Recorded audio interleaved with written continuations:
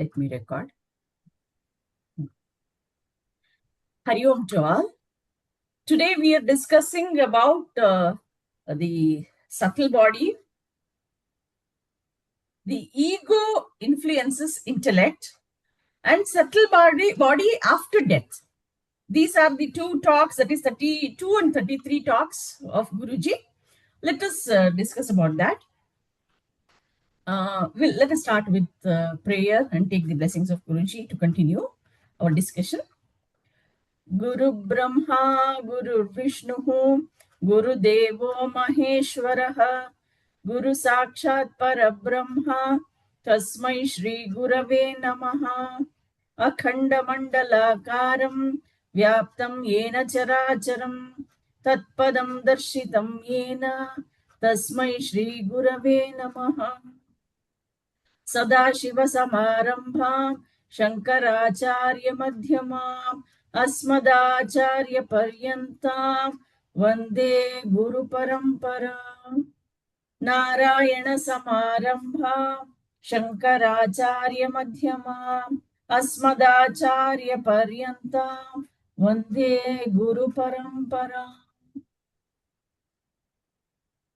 With the blessings of Guruji, let us start today's session. Hari Om Bharti ji, you came at the right time. So in our last session, we discussed about the Antakarana. Can any one of you tell what are the four functions of mind which is called Antakarana? This is something that is really important to understand ourselves, basically. If at all, maybe you need me to tell, I would go with it. Body, mind, and soul. Body, mind, and soul is not Antakarana.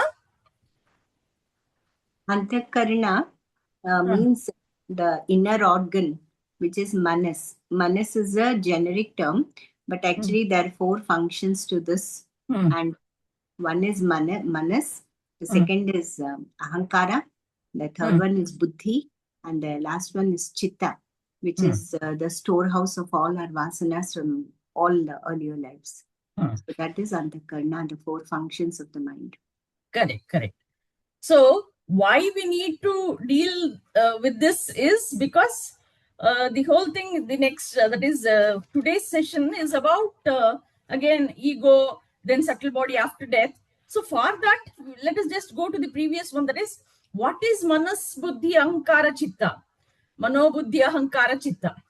So manas means, it's not Kannada translation of manasu, that is nothing but thoughts and mind. It's not that. Manaha, buddhi, ahankara, chitta. That means these are the four functions of mind wherein he has literally given the explanation very well in the talk 30, I think, 30 or 31, that mind creates the doubt. It is samshayatmaka. It creates the doubts. And then intellect is the decision maker. That we know very well. And how does intellect work is that it takes the information from the memory, the past experiences, and then makes a decision. So this manas, buddhi, then chitta. Chitta is nothing but memory. You have these three. Manas, that is mind, intellect, and memory. But when this is working, so manas or the mind is thinking and creating doubts, intellect comes into picture and takes its decision, then the past experiences comes from memory. So when this is happening, there is something called ego, ahankara, which claims for ownership. That is all what it does. I own this. So this is mine. I, me, mine comes with ego. So the whole process will be simple if this, I have maybe a doubt, intellect from the past experiences, that is from chitta, it gets information, matches and gives the decision. There ends the matter. But ego tells, oh, it is my property, it is my child, it is my struggle. All this comes because of ego. So the struggle is because of ego. And if it is without the mind, without the ego, then we will be very calm and peaceful. That is nothing but control of the mind, the shama, dhamma, all this control of senses and control of mind is that. So that is what are the four functions of mind. Antakarana. The whole of these four is called the Antakarana. Okay. So today's talk is about ego influencing the intellect. And before that, I forgot. Today is Datta Jayanti, that is Dattatreya Jayanti. So let the Guru Dattatreya bless us all, and along with him, Guruji is there, who is almost like Datta. So let him bless us all and take us to the spiritual paths and to the way we will have to reach to the destination. That let him take us all. So with that, let us go with the questions. Okay, in this talk, let us come to the talk 32. What is the work of Manas? With an example. He has given the example of retirement. Jai Shri Ji.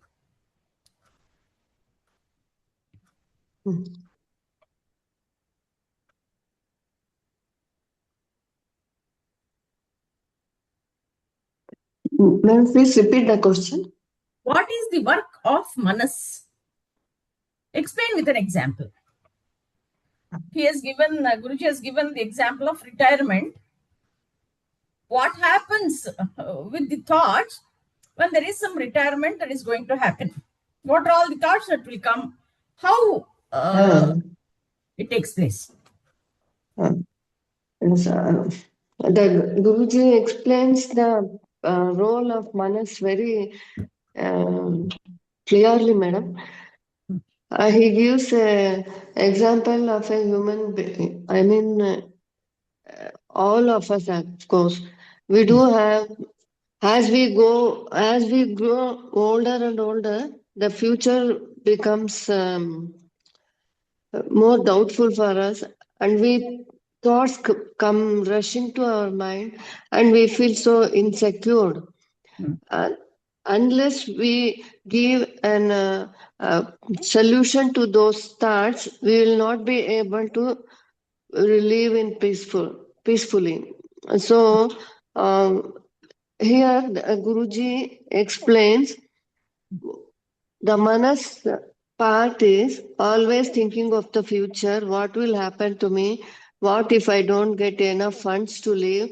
And what is the state of my life after my death? State of my family after my death? And these questions keep coming to our mind.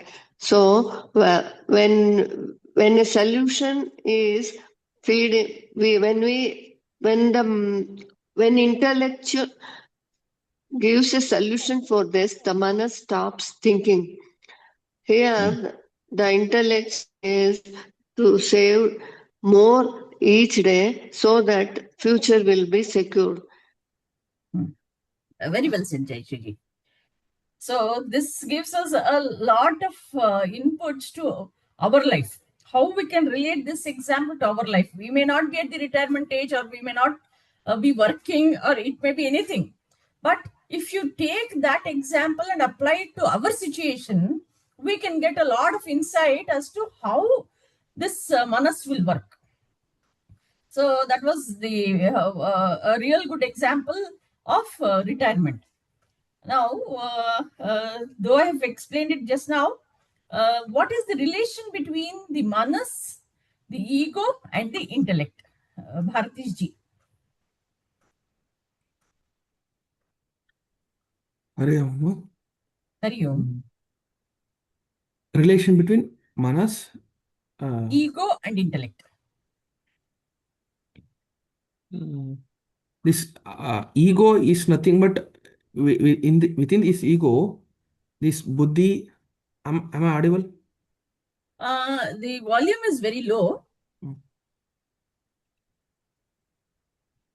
No. You continue. Ego is nothing but it contains this buddhi and manas and body. All these three things will form an ego. And where buddhi is nothing but it is a decision maker.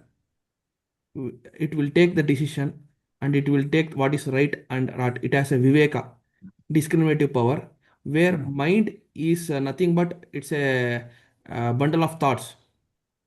It is constantly keep generating the thoughts depending upon the clarity that ego has, that individual small I, the degree of what understanding about the self. Based on that, the thought will vary. It's keep on that worry, tensions, everything will vary.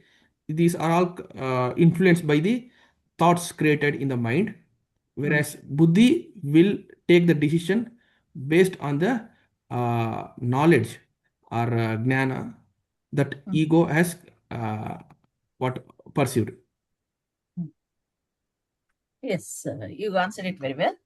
Bhartiji, can I ask you a question? Have you gone through this video or how to go about? Bharti ji. I heard it just now, few minutes back. Can I ask you a question or? Yeah, I will try. Okay, okay. When does the thought cycle stop? The thought cycle will stop only by constant practice. Of what? Practice of meditation. Or reducing the thoughts takes time. If you go on trying to meditate, even though the thoughts come, it comes and goes, and by practice, these thoughts can be reduced. But thing is, you must not give up. So, maybe what you said is absolutely correct. That's the practice that we can have to reduce the thought cycle. But related to this talk, can you just remember as to what has been told by Guruji? Can you give me a hint? It's basically the work of intellect connected to the same thing, the intellect and the manas. To reduce the thought, put the mind into action now. Correct. That's what he said. So if you come to the present, not thinking of future, then you can reduce it. Yes. So have you experienced that?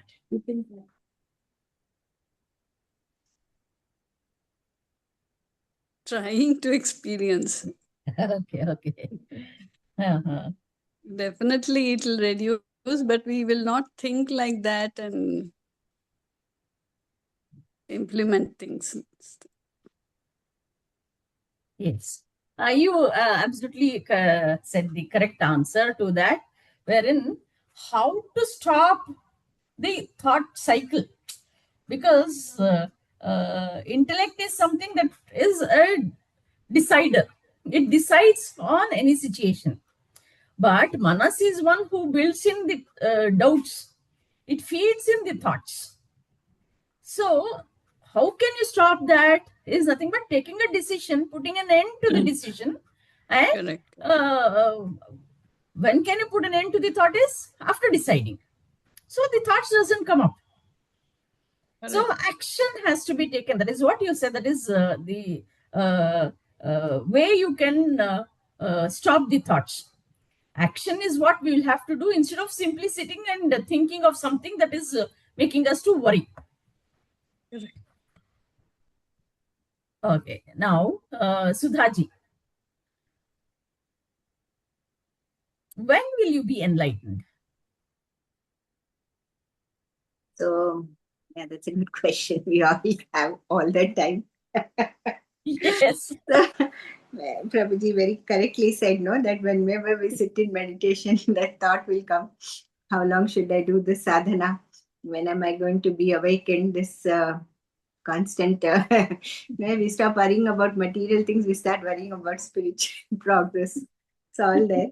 So, but like Prabhuji said very aptly, enlightenment is never in the future. It starts now. It's in the present. For you to always remember that you are the infinite, indivisible oneness or awareness. And this I, the small I, is always identifying with this mind and body complex, which is why it goes in a circle, a loop, it keeps going. When the small I, because of coming to a guru or reading the scriptures, you get this at least mental understanding that you are not this body and mind, you are something higher, you are something called the Atma, which you can describe only as an infinite, indivisible oneness. There's no description for Atma. So you are that. If you can firmly establish yourself in that knowledge, then the small I will say, I am that. And once the ego's story is, I am the Atman, then the intellect and the mind, they have no work.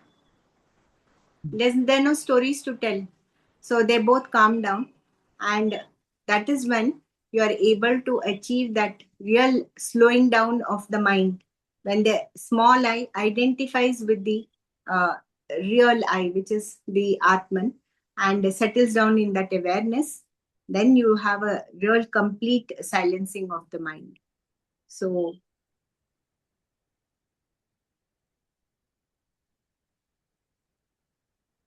So, so it starts now. It starts now. Every second you have to live recalling. First of all, it won't be like a continuous awareness. That knowledge won't be there. You always forget, and you keep coming off into this identification with this limited I. So many times in the day, many times in the hour, many times in the minute, you have to keep taking your awareness back to it until it becomes very normal. Someone wakes up in the night and says, "Who are you?" I say, "I'm Sudha." I don't even think for a second, who am I? I just say, I am Sudha from my deep sleep. So that much practice you have to make, that if anyone, asks you who you are, then you have to say, I'd be a little confused, because, you are now identifying with the infinite indivisible oneness. So for that, the practice starts now, every second. And once that practice is established, that is only enlightenment. so we need sadhana and the knowledge at the knowledge level, at least as of now, for all of us, it is that we are already enlightened. It is discovery or the removal of the shadow or the veil that is covering it. That is what is to be understood. Yes. We are already enlightened. It's not that we'll be enlightened later, maybe next Janma, or maybe later in a few years. Nothing of that sort. My identity with my body, mind, and intellect is so strong that I'm not identifying myself with the Atma that is always present, and that is what is making us to work. We are living because of that. So, we are already enlightened, is what is the knowledge that we must have. Though we are not realizing that, so for realizing that, to drop the ego, which is an obstacle, we will have to do the sadhana. Jai Shri Ji. How can the Ramana Maharshi's who am I question help us? In what way does it help?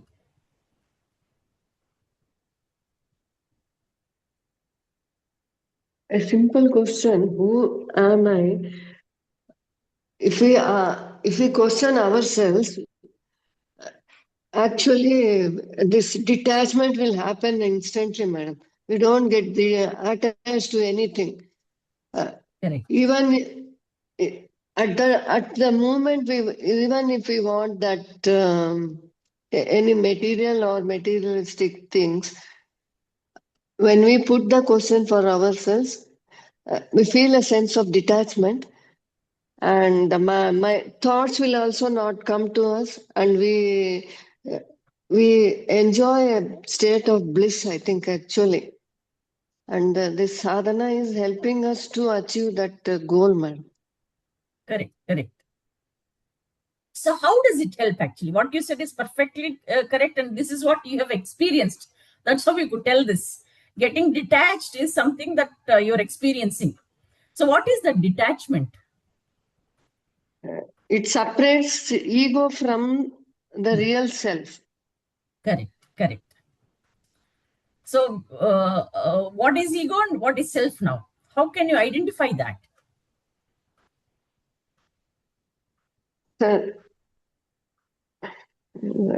Self is capital I, that is Atma, and ego is small I, Correct. that is our gross body. But how is it that practically you're identifying that or differentiating that? Once the ego becomes silent, the manas also gets silent, intellect also becomes silent, mind also gets silent. Identity of this self-awareness, and we go to real I. We try to reach that point. Correct. Okay. Now, the question is for Bhartishi. What is real I or the real self that Jayshriji said now? The real I is me, myself. The whatever I am identifying, that I am telling that I am Bhartesh, me so and so doing so, it's all what it is unreal. But real in the physical sense, whatever we see to the sense object what you are perceiving, for that it is real, but it's real, it is unreal when we view in terms of the self, real self. That real self is me, and this real self have this bodies, subtle bodies, gross bodies, all those things, and these are the vehicles of the self. So what is real self? Satchit Ananda. Satchidananda. Then how do you identify it? Being Bhartish ji, how is it that after having gone through so many talks of Guruji and your own ways of getting to know about all these, what is self? You've been answering all this and you've been experiencing it, but still, I would like you to answer this.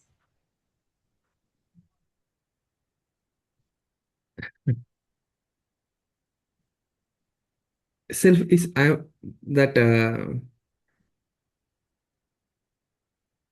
witnesser.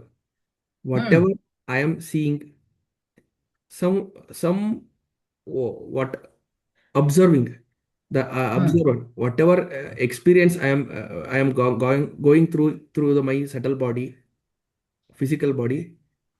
That observer is me. That witnesser. That real witnesser who is not disturbed, or any who doesn't undergo any emotional or anything, it doesn't get any influence.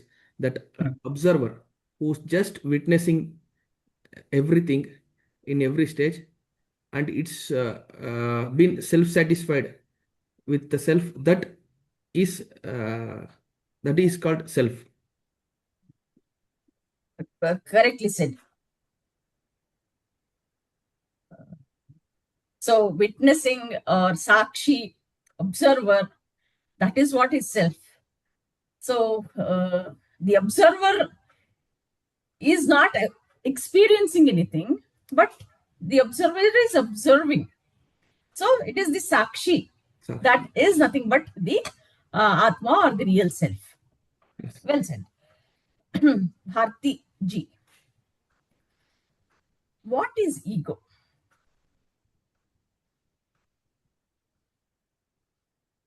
And how does it become silent? Sorry, I didn't hear. What is ego and how can it become silent?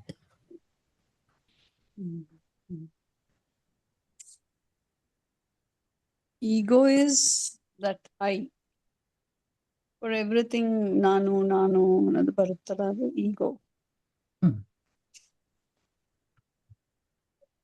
And how you can silence it is by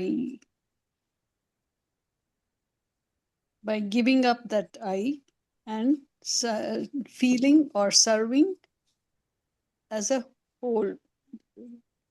ನಾವು surrounding.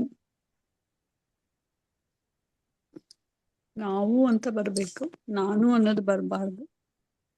ನಾವು ಅಂತಂದ್ರೆ whom all will you include?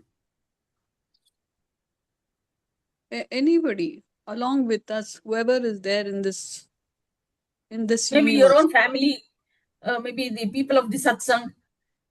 So I have to eat food means we are eating food, can I say? I will have to satisfy my hunger. I cannot eat for somebody else or somebody else cannot eat for me. Correct. So what is Navu and Nanu?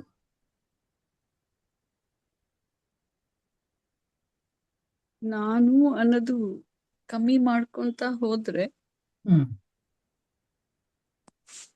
ego reduces. Correct.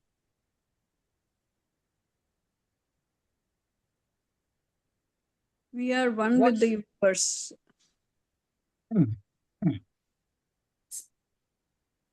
Yes, that is correct. But how can we reduce or how to identify ego? As you said, I is what is being associated with many things. How can we reduce that?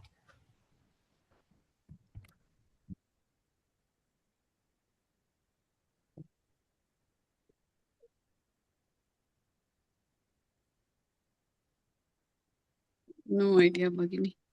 Okay, that's okay, fine. You've answered it. I just extended with another question. Sudhaji, you can answer. So, Kantiji, this is not part of Prabhuji's talk. This is going But out. that can be applied. That's why ego means that understanding is very important. That's why I asked that question. Maybe it may not be told here, but it is told in a little different way. So Prabhuji says the knowing principle is the ego, the real ego, the knowing principle. In every experience, you say, I felt, I ate, I am sad. So there is a sadness and there is someone who knows their sadness. So Prabhuji says that ego, so ego can be two. Ego can be the limited ego, it can be the real ego. That is also, self is also called real ego in some circles of philosophy. So if you are talking about ego as a limited I, you can take that only because it might confuse the others. Okay. So capital I, small I, or self and ego. That would be better. Okay. So how to reduce the egos? That is what is the obstacle for us. Yeah, the core of all sadhana, yes. Actually.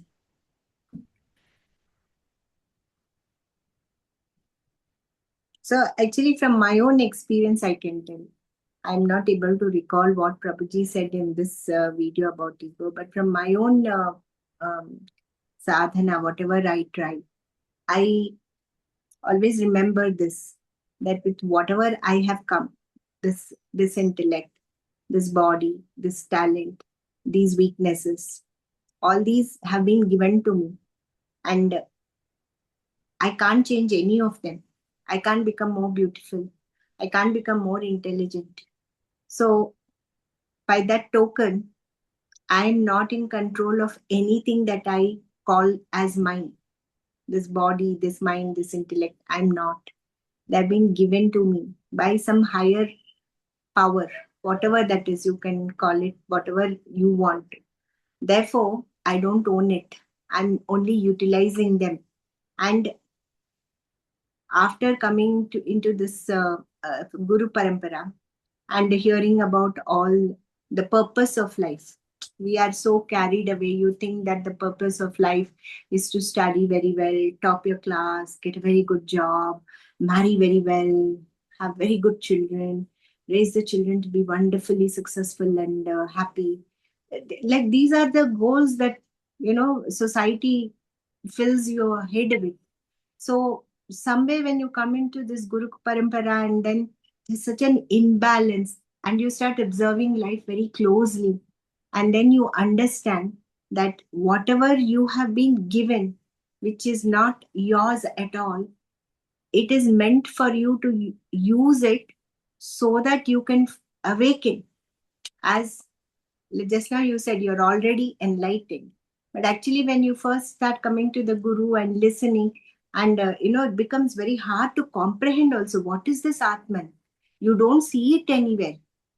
There are no words to describe it. There's no description for the Atma. But this mind and body with which you're living every second, you're identifying, you're like, in knots when someone says something to you or you don't get what you, this which you're experiencing so much, you are not. And that which you don't see, you can't perceive, you can't feel, they say you are.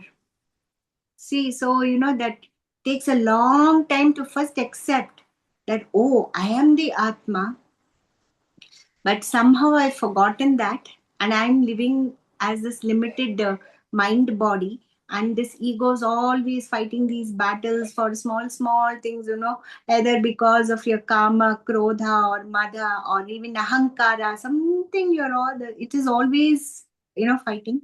Then slowly, the more you understand the teachings, then I find that is the way for the ego to come down, to understand that, whatever is happening for a purpose. You can't change it. You have to accept it. And at the same time, you have to remain happy and joyful, because still there is so much that you have. Many other people don't even have what you have. So every minute you have to feel gratitude. You have to feel joy. You don't have to feel, once you understand everything, very gradually the ego starts coming down. You're happy with whatever that day presents you. Today, when you wake up, whatever life throws up at you, you do your best to deal with it, knowing that you don't own any of these capabilities that you have, either the physical energy or the mental capabilities. Nothing is yours. They're given to you. Using that, you'll lead this life and try to utilize it as much as you can to remember the purpose of your life. So for me, that is the journey about how to reduce my ego.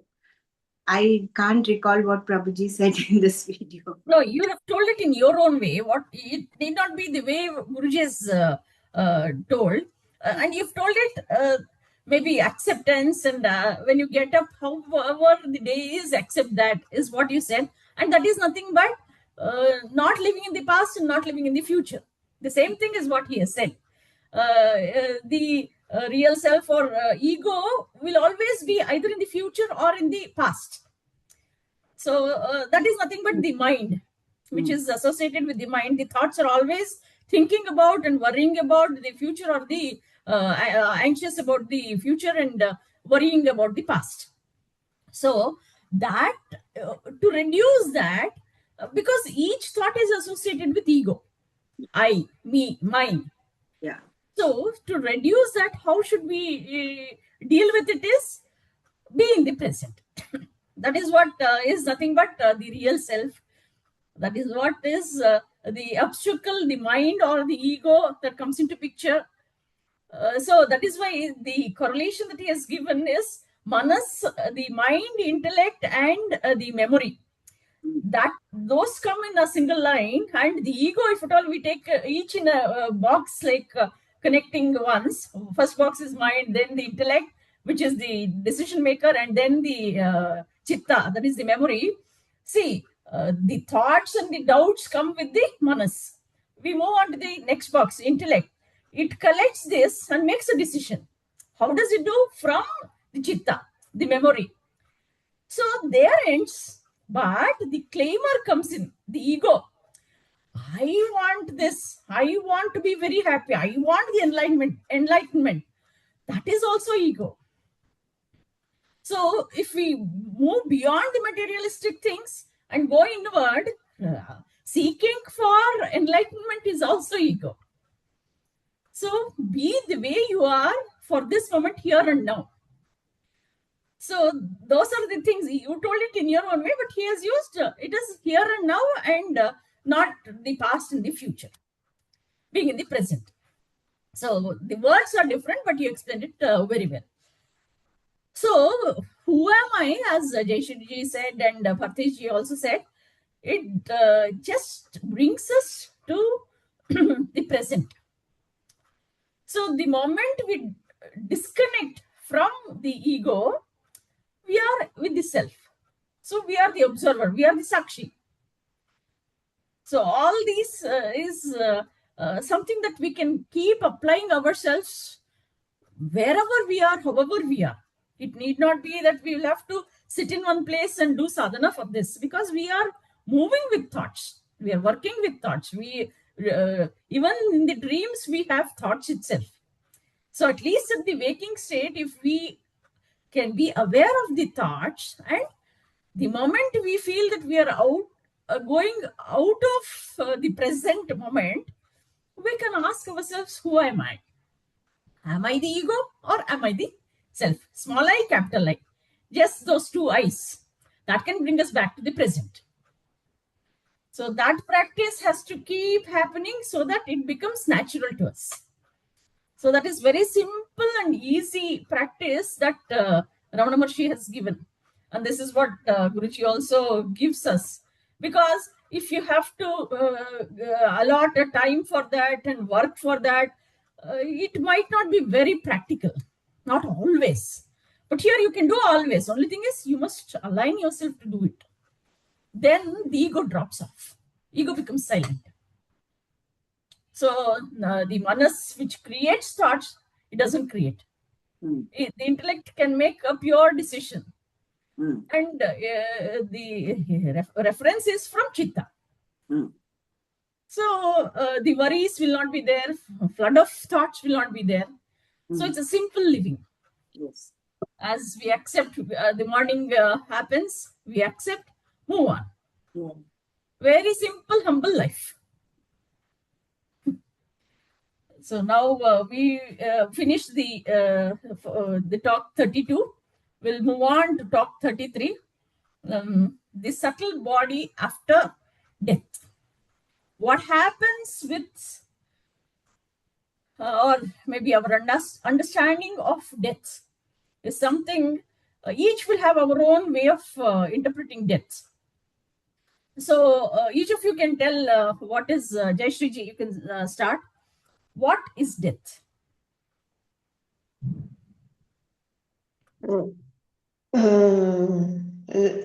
Soul liberation, madam. The soul gets liberated. The gross body gets degenerated. And the soul again finds another body, and the cycle continues. Okay. So before knowing this, what had you thought about death? Before coming into this talk and before the understanding of Guruji's talk? The clarity between soul and the gross body was not there. So we thought the physical body itself is the soul. So these talks helped us to identify the real I, that is Atma. Well said, Jaishri ji. Bhartish ji? Yes, ma'am. how did you understand death before this knowledge? Means before getting this knowledge, what is our understanding? Uh, Actually, by the time I get know this knowledge, understanding this, I thought there is a one life. This is the only life, and people used to call ಏಳು ಜನ್ಮ ಎಂಟು ಜನ್ಮ ಈ ಥರ ಏಳು ಜನ್ಮ usually maybe it might be there or may not be there. That was my perception. And once we dead, that is no more. With that perception was I was again by after my when I came to my graduation level, then I small little I got exposure towards this regarding spiritual pathway through various schools of teachings, and gradually I came to know that the soul has a innumerable birth. It has undergone many lifetimes.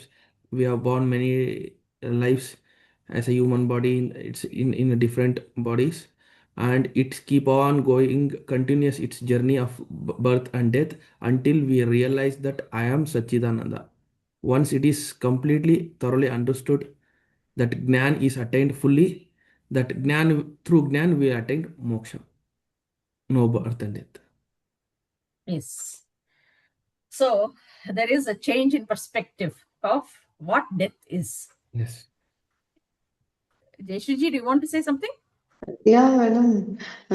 I have a doubt. And how this really ghost exists, madam? Ghost. Ghost, does it exist? Yes and no is the answer from my side. If you believe it is yes, if you don't believe it's not there. Because once the soul gets separated, the ghost is which body, madam? Is it subtle body or is it this body? It is subtle body only. That which doesn't go into another body, another being, is a ghost. That is what you can correlate. As far as my understanding goes, I may be wrong. Only thing is, Guruji is the one who can give the authentic answer. But as far as my knowledge goes and my logic can tell, I'm just telling, I'm not sure of this. What is a ghost is that a spirit which doesn't have the physical body.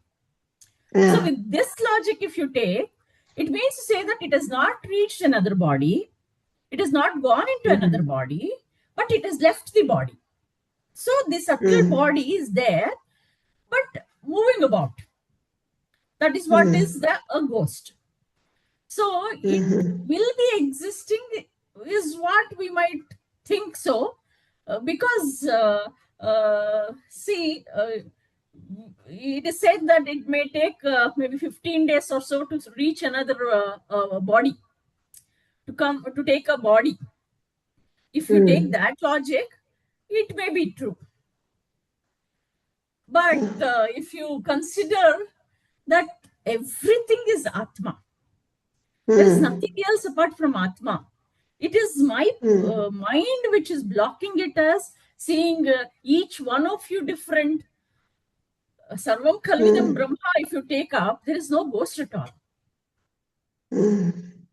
Everything But there are is supernatural powers they have, ma'am. Supernatural powers they have, ma'am. So can I just add something, Kantiji? Yes. So we are, before I came to Prabhuji, we are followers of Meher Baba. And Meher Baba has given numerous talks. And one of his talks about death, he very clearly clarifies that, like you said exactly, that subtle body, which it doesn't find the next physical body to take on, and is just roaming without that physical body. Transition. That actually it is not a transition, because he says, according to the divine law, every subtle body after 3 days will go into another physical body. So no time is given It's like this. That is a divine law. 3 days, and after that, it takes another physical body. It has to move on. It enters the womb and begins its journey somewhere else. But those who take their life forcibly, suicide, you mean? Suicide. That's why Hindu, they very strongly talk about not taking your life. But the real thing is that when you're cycling very fast and suddenly you put a brake, you're cycling very fast, how you fall. So this, when you are in your body, you have so many desires, feelings, vasanas, which are meant to be experienced in this life. However difficult that life is, you are meant to live it. But some people feel that death is an answer. When they can't deal with the situation, they think that death is an answer. There, what happens is the subtle body cannot go on to the next physical body because the karma of this life is not completed. So that is why they remain as ghosts. And they don't have any supernatural powers. They have their own desires and their own unfulfilled karma, which is with them. So that is the understanding that we have got from the books of Meher Baba. It is what I thought I'll just see Jayashree question, whether it answers to some extent. Bharati ji, you have something to add to this? I don't know much about it, but I don't think there is any ghost because I don't believe in ghosts. Bhartish ji? No. So, another thing also comes into picture, that is, there is no time concept at all. So 3 days, 15 days we spoke about. So there is a conflict in the ideas, the ideologies. So what to believe and what not to believe. So when all these questions comes, there are some answers. Maybe it depends on the individual to take it. Yes. So that's why I said yes and no. It is existing, it's not existing. We can take with what perspective am I seeing that? So these are all some things that maybe we are not experiencing it, actually. Yes. So you cannot agree or disagree with any point of view. Yes, yes. Everyone, so at least Atma, who am I, is helping us to, at least once if we have identified that, we can say, oh, I have experienced that. Though I am not experiencing it always, that I can, maybe I can vouch for that. So this has happened to me, as Jayashree said, Bharti said, everybody said that Atma is something you can disconnect. So that I am experiencing, but as a ghost, I have not experienced to tell that. Maybe I'll have to bring in somebody else's view. Knowledge. You cannot talk about what you didn't experience. Yes. So that's why I said this is what we have got from Meher Baba's talks, and we stay with this notion. So generally, we believe that after 3 days, a body, a physical body enters and it begins, and reincarnation. We believe in. Some people don't believe in reincarnation. So. But in Bhajagovindam, Shankaracharya's Bhajagovindam, Punarapi Jananam, Punarapi Maranam, Punarapi Janani Jatade Shenam. This is what we are undergoing. We will have to come out of this cycle of birth and death. So that means say that there may be the term called ghost also. Maybe the phase wherein the subtle body or the Atma moves from one physical body to another physical body. So Punarapi Janana Marana. So that cycle, when it happens, the death and the birth, maybe that phase may be called as ghost also. Because that is what is Punarapi Jananam, when it has been told by Shankaracharya himself, Punarapi Jananam. So millions of births we have already taken, as Bhartish ji mentioned. So when that has happened, and still many more would be there, or there may be an end also with liberation. Who knows? Nothing is known to us. So it is just a vague assumption or it cannot be concluded definitely until unless We experience it. That is what I can say, because maybe the enlightened ones can give more light on to this topic. Yes. Yeah. Excuse me. So, Even though we know, even though we come to know that the subtle body takes another form, but still in our religion and all, we do tithis and ceremonies, no, madam? How do you explain it? it is said that, say, 1 year of ours is taken as 1 day of the Pitru. Yeah. Okay. Pitru, we will have to satisfy them by remembering and showing gratitude. It is basically showing gratitude. Yearly once we do ceremony of the departed Pitrus.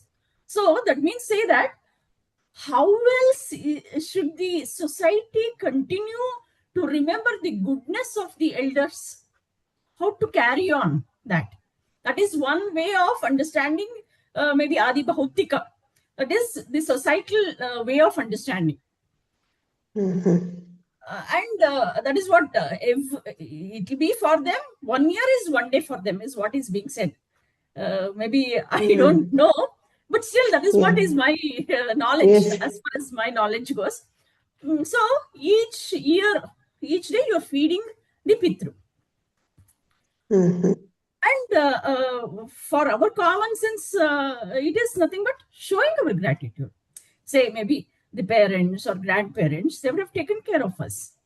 It's not that we do it for everybody. It's our own family people. It is being done. So how can it be all the family members? It is not for everybody. It is not a public function. Only that family people will be invited. So that means, say that each of us will have to show the gratitude to the Pitru who has departed. This is a logical answer that I can relate to. But Kantiji, just one doubt, that we believe in reincarnation, right? So I was born somewhere and I have reincarnated now here. So whatever this ceremonies that we do for the departed, now I must have been someone's mother, someone's father, someone's sister, something. So when they are doing some ceremonies for me, I'm already in this life. I'm already living here. You understand? My soul has reincarnated. I've taken another body. I've moved on. How does that reach me? How does that satisfy me? How does it help me in this journey? It's a very valid question, but same doubt I also had. it can pour in lots of doubts, confusions, and it moves on increasing, not to decrease and culminate. No, but this is one doubt that, Hinduism, Christianity, Islam doesn't believe in reincarnation. They say there's only one life. But for us in Hinduism, and especially Vedanta, it says that souls, like just now you said, Shankaracharya said, you will be born, the cycle of life and death continues. Then this question always, a little bit, it comes to my mind. How does it reach me? I'm already somewhere else in another body. I'm living my life here according to my past karmas, good or bad. And they doing all that pujas does not do anything to me in this life. What I did in my past life, the good or the bad, that I'm going to pay for or experience in this life. They're doing some pujas for me. Yes. Already, I'm so, you will be 20, 25 years, that child or that son will keep doing for you. Correct. That's just one doubt that I keep getting. Yes, I'm just thinking loud. The thing is, see, Atma is one. But being in this physical body, I am connected karmically with my parents. Maybe I don't have both of my parents. I'll just take the example of them. So I am connected, my vasanas are there, my samskaras are there through them. So karmic relations are with my parents. So that means, say, they have left their physical body, the subtle body is there. That is nothing but this Atma is there. It is always present. No, But but still, it's another body, no? it's in another body. Yes, I know. But what is it that carries from one life to another life is the subtle body. That is what he says even in the next talk also. The subtle body takes in all the impressions and moves on. So that means to say that my relation, karmic relation with me and my father is there. So through subtle body. That means to say that wherever the Atma has gone into and taken the body, that relationship will be there without the body being connected. That is what is the logic that I got now, and I'm telling that. I don't know how true it is. So maybe, see, my father is not here That physically. is always there, no? That connection will remain. That connection will remain. Will remain. The give and take will be always there. See, I stayed with him for 19 years. So that 19 years, we had the karmic relation, the interaction, everything. So after that, the soul or the Atma has moved on to another body. I have no connection with that. Or maybe I don't know whether I have connection or not. That is also true. Maybe we are together, but we don't know each other. But still, whatever has been given from the parent to me, I have that runa. What do you say for runa in English? Debt. Debt. I have that runa to show it to him. So that means to say, in a different way, I will be showing my gratitude in remembering him, all his good deeds, and the way he has brought me up, the lessons, the values, everything. So that is one way of showing gratitude.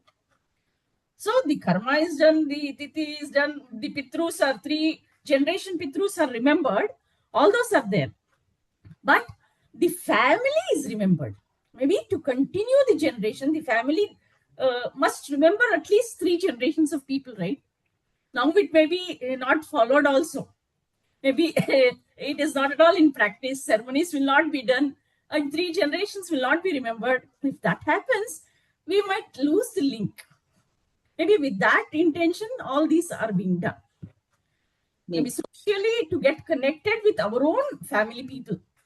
So it is not a public function. Though it is saddening, but it is empowering also. Because we will have to lead the life what they have shown. The path has been shown by them. We'll have to follow that. That is what is being done by the parents, right? We show the path and they take that. So if at all they depart, we will be showing our gratitude in that way.